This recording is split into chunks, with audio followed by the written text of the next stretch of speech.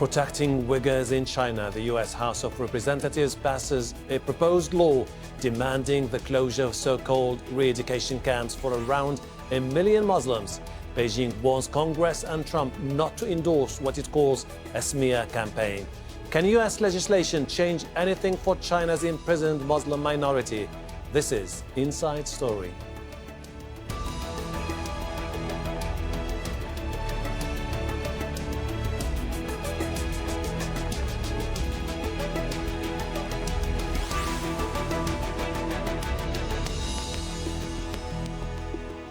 Hello and welcome to the program. I'm Hashem Ahelbarra. US politicians are sending one of their strongest ever warnings to China over the crackdown on Uyghur people. More than 1 million of the Muslim ethnic minority have been imprisoned in what leaders describe as vocational training camps.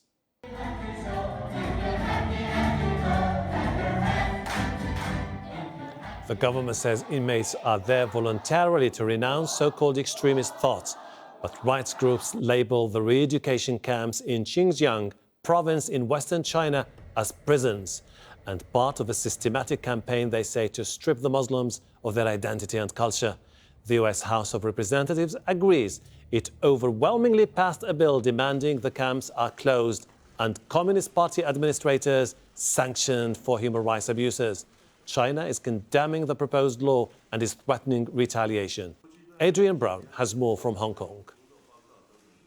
At first, China's government denied their existence. But then last year, state television released pictures of what were described as vocational training centres, where ethnic Muslim Uighurs are learning new skills in the remote western region of Xinjiang.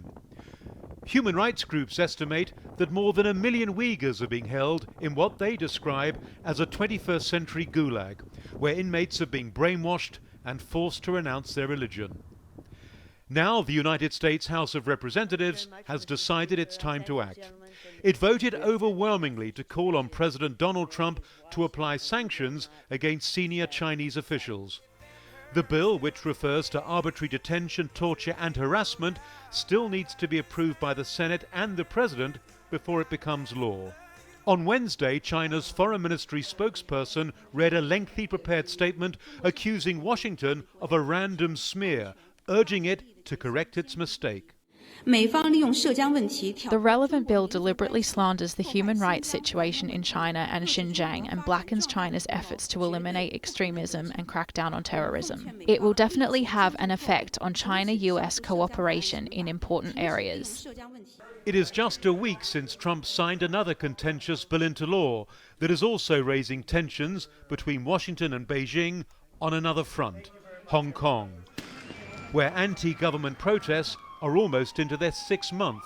The Hong Kong Human Rights and Democracy Act has been welcomed by protesters there because it means the city's special trading status with the US will now be dependent on a yearly review. The law can also be used to punish officials deemed to be suppressing freedoms. In retaliation, China has halted American warship visits to Hong Kong and sanctioned several non-governmental organizations.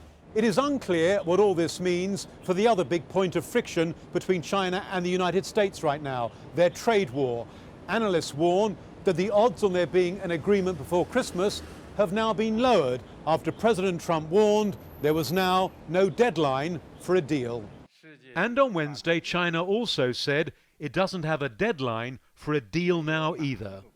Adrian Brown for Inside Story.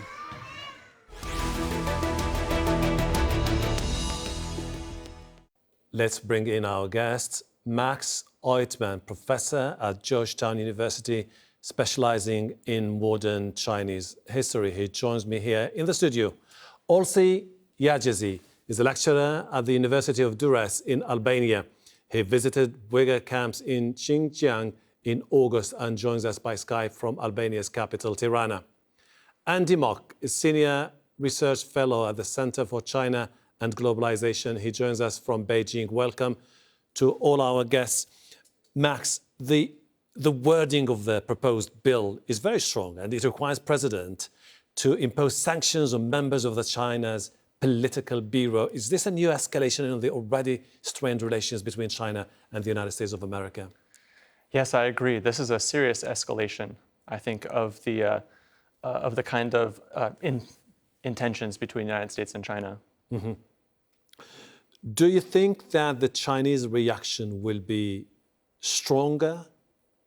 Are they going to reciprocate, or do you think they will just be confined to cosmetic or symbolic gestures like visa restrictions, visa bans? Speaking as a historian, I have to say I think that we're in uncharted territory right now. I'm frankly not sure how the Chinese government will respond to this escalation by the United States. It's possible, as they've indicated so far, that they may take measures against U.S. diplomats and other U.S.-affiliated non-governmental organizations that are trying to operate within China. It's also quite possible that they may take action against American academics and American universities that have programs within China. That's a big personal concern of myself. Olsi, you've recently been to the camps invited by the Chinese government. China says that those camps are purely for voluntary re-education. Give us your impressions about what you saw there. Well, my idea before visiting these camps was the same. I never imagined that China would do what it is doing at present. After my visit, I visited Xinjiang between 16 to 25 of August. And during our visit, we visited cities, we attended lectures from communist officials, and among others, we visited even these camps. And during our visit, we found out that these are not vocational training centers, as the Chinese claim, but they're prisons. These are mass detention centers where Muslim Uighurs, they are taken from their homes, and the only crime that they have committed so far, and what I found out from the interviews that I made with these people that the Chinese government presented to us, their only crime was believing in God, believing in Islam, and reading articles or watching videos that are related to their culture or religion. So in my opinion, these are not vocational training centers like the Chinese claim. And for the people who have seen my videos on YouTube, the Chinese teachers who were in these centers, they failed to prove to me that these are schools. In these so-called vocational training centers, people are forcefully taken and sent in. Okay. Andy, as the pressure is piling up against China, what do you think would be Beijing's next move? A tit for tat, for example? Well, I think Beijing has been the Chinese government has been very consistent, very clear, and I think very predictable in its response. The bedrock principle for the Chinese government is respect for sovereignty. And, I think the message has been pretty clear that this is viewed as a very serious interference in China's sovereignty.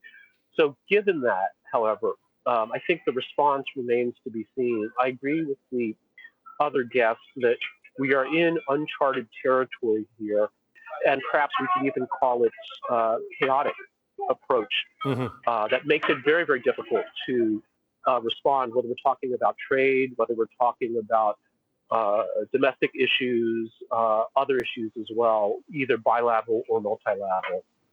Max, this has different layers. We're talking about the human rights angle, and this is what has prompted that strong reaction from the United States of America. But it also has an economic angle, which is the interim trade agreement, which was supposed to be signed anytime now. Do you think that this undermines the chances for that trade deal to be signed? I think that the implications of your question are probably correct.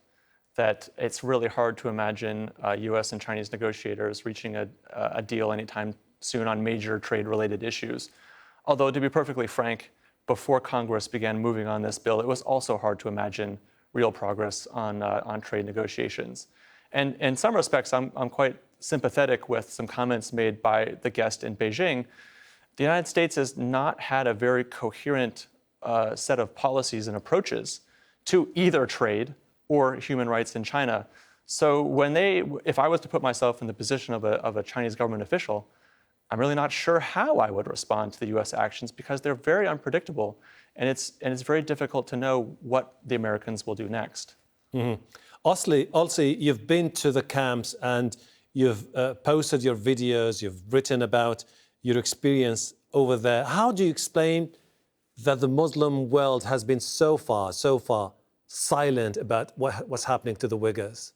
The problem in the Muslim world is that it suffers from dictatorships, and in many Muslim countries or Arab countries, let us say, we do not have the freedom of speech and we do not have the democratic debate that we have in the West. Nevertheless, we have a number of Muslim countries who have reacted against it. We have Turkey, for example, and we have other great Muslim democracies from, let us say, Indonesia to Malaysia, where civil society organizations are reacting against it. But then when it comes, we have many Muslim countries which are not democratic. And then when it comes to their relation with China, they do not want to upset China. Because unlike the United States, which goes to many of these Muslim countries with demands about democracy, human rights, and what have you, the Chinese, they have no such ethics. Mm-hmm. Chinese are good and great friends of dictators, and many, especially Arab dictators, they love China because China supplies them with money, with weapons, with mass surveillance equipments, and let us say to expect some Arab dictatorships where they oppress their own people and send their own ulamas and their own Muslim leaders in prisons, and to expect these people to tell to China why you are doing exactly the same thing that we do. I don't think that we should expect something like this. Mm-hmm. Andy, I mean, the Chinese narrative has been constantly challenged by international observers, human rights activists, the data that was leaked over the past few weeks that shows that people there are locked down, they are persecuted, they are punished just because of their Muslim beliefs. What is next for China then? Well, I think it's important to clarify here what's going on.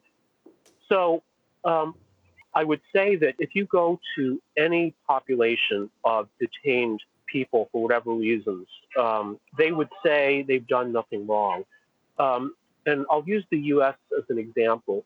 We look at the United States with one of the largest absolute number of people incarcerated and one of the highest per capita as well. We could argue that a lot of these that are incarcerated for nonviolent crimes like drug possession, some as trivial as marijuana possession, and say this is a violation of human rights.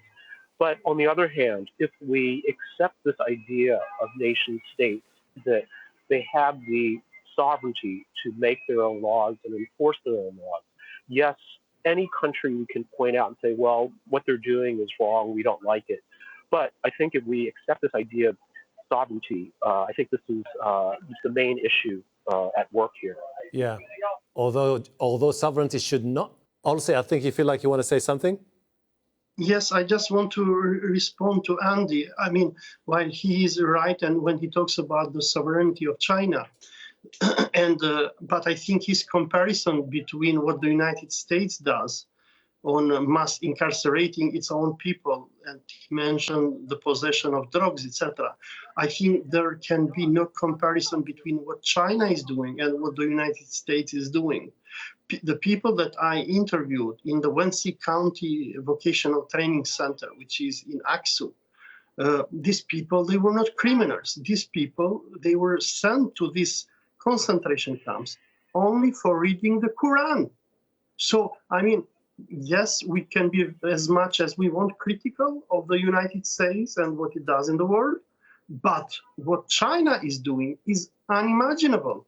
People are being locked down in these concentration camps only for praying to their God, only for asking their mothers to pray to God, only for going on the internet and watching Muslim tele-evangelical videos. So in few words, what the Chinese authorities are doing in Xinjiang is that they have declared Islam an illegal religion. The Chinese authorities, after the Urumqi riots of 2019, they are treating Xinjiang as a military occupied province. For people who visit Xinjiang, they will think that they are in Afghanistan when the Americans invaded it. You see military and police presence, and if you read the de-extremification regulations of Xinjiang authorities, you will see that the authorities have declared any sign of Islam to be extremism. And according to these standards, if, God forbid, China were to rule the Middle East, all the Muslims of the Middle East would end up in concentration camps. Max, please go ahead. When it comes to the question of Chinese sovereignty and the argument that's been put forward that China has the right and responsibility to practice and implement whatever laws it sees fit, that may be true, but what's happening in Xinjiang is entirely extrajudicial. This is happening outside of China's usual criminal justice framework. It's also important to point out it's even happening outside of China's traditional laogai or thought reform infrastructure. This is an entirely new system, infrastructure set of policies which have been developed since 2009. They were implemented only in 2016 and 2017, but this is a new system that's been developed in order to tackle the deeper underlying issue, which is ethnic separatism. So to some extent, the question of Islam and China's current assaults on public piety or public representations of Islam or visiting mosques is only a superficial aspect of what's happening here. In 2009 and 2008, the Chinese government and Chinese policymakers, Chinese academics, suddenly realized in the aftermath of enormous street violence that the whole story they'd been telling themselves about the Chinese people as a multi-ethnic state, a multi-ethnic people that was harmonious, all part of sort of big and little brothers, part of one family, they realized this rhetoric had failed.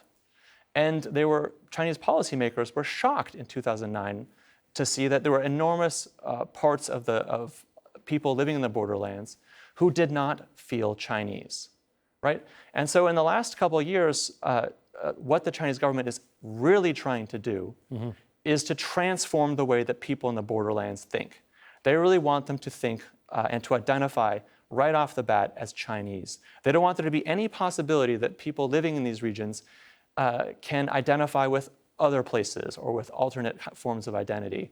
Look, if the people in Xinjiang happen to be Catholic, I do think that the Chinese government would be implementing similar types of policies to eradicate Catholicism in Xinjiang. Now, since the war on terror began in 2001, it's been very useful for the Chinese government to adopt Islamophobic rhetoric. This plays well in an international marketplace. It plays well in China's domestic marketplace. But for decades, if not centuries before, the Chinese government has been very reluctant to engage in Islamophobic types of policies and has had very constructive or relatively constructive policies towards religion, which have tolerated, have given a certain amount of space, even for public religiosity. But the reason they're tackling religion now is not because they have an a priori fear of Islam. It's because they have a much deeper fear of ethnic separatism, both in Xinjiang, Tibet, Mongolia, other places. Andy, clearly China is failing to win the hearts and minds of people in the Uighurs and failing at the same time to sell its narrative to the international community. Do you think that the Chinese are willing to make any concessions? Well, I'm not sure I would say failing. So, as our guest just said, I think he made very valid points, but perhaps is overstating it a bit in that, yes, ethnic separatism clearly is a concern for China. So I think our guest was absolutely correct in saying that there was perhaps a shock, at least a recognition that something needed to be changed regarding the risk of separatism. And in addition, I don't think the description of this as a fight against religious extremism but and then, terrorism Andy, I'm sorry is meant if I'm purely to for external consumption. jump in here. Please, Does go it ahead. justify this fear of ethnic separatism? Does it justify putting over 1 million people in a modern time gulag? Well, I would again maybe question your description of that as a modern day gulag. If we look at the creation of new institutions, look at the United States with the creation of the Department of Homeland Security, some of the measures that it took, some of them quite violent against other countries as a reaction to terrorist attacks. So if we look at it in that context, I don't think it's extreme that what China has done. Have there been casualties, perhaps abuses? I would almost imagine there must have been, because any large-scale bureaucratic undertaking, I mean, you could have a football contest with 30,000 people, and the likelihood is someone would die, someone would get hurt, and that's just the law of large numbers. So I would question that, is this a quote-unquote gulag? I think it is also meant to address the issue of ethnic separatism and create a Chinese identity. Yes, so that's I see your point, Max. I think it's important for me to add at this point too that I also personally traveled to Xinjiang in 2018. I was there during Ramadan, and I personally witnessed the fact that you could not enter a mosque anymore, that people were not able to observe the fast, that all religious establishments, including Christian churches and Buddhist establishments, had been closed during this period. And I spoke with people who were building the camps, and I spoke with security personnel at multiple levels within the Xinjiang Uyghur Autonomous Region. And the language that they used was that of political re-education. This was not about vocational training. It was just simply not about vocational training. It was about trying to eradicate people's senses of difference from the Chinese majority population. And villages I visited, neighborhoods of Urumqi, the capital, were empty of Uyghurs. And they had not gone on vacation. Olsi, you've been very critical of the back of your trip there of the Chinese government, but other people would tell you that rehabilitation centers have existed in different parts of the world, including the Muslim world, where authorities had to tackle the need to combat extremism. Exactly. And when I went to Xinjiang, I was expecting the Chinese authorities to use these so-called vocational training centers to, de-radicalize terrorists and suicide bombers and people with extremist ideas. But as a matter of fact, it was not true. As Max rightly mentioned, what the Chinese are doing now, they have declared a war on multiculturalism. They do not want to tolerate diversity anymore in China. And I think that the problem in China is not only the so-called concentration camps or the mass detention centers, but are even other policies that the Chinese government is doing towards Xinjiang. Number one, we have mass colonization with Han Chinese who are brought from other parts of China in order to destroy the ethnic balance of the region. And number two, as some Chinese officials told me when I was in Xinjiang, who were very critical of their government, but they could not speak up because, of course, they were afraid. And they told me they bring us from other parts of China here, but they force us every year to spend 1 month with Uighurs and sleep in their homes. Thank you. So what the Chinese are doing, they have penetrated even the homes of the Uighurs, where you no longer can have a privacy, even though if you are not a religious at all, even if you accept to drink alcohol and to eat pork and to renounce your religion, you still are not safe in Xinjiang if you are not a Han Chinese. Thank you, because the government is going to bring somebody to live with you and your wife. Unfortunately, we're running out of time.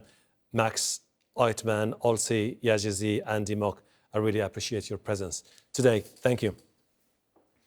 And thank you too for watching. You can see the program again anytime by visiting our website, aljazeera.com. For further discussion, go to our Facebook page. That's facebook.com/AJ Inside Story. You can also join the conversation on Twitter. Our handle is @AJ Inside Story. From me, Hashem, Ahelbarra, and the whole team here in Doha. Bye for now.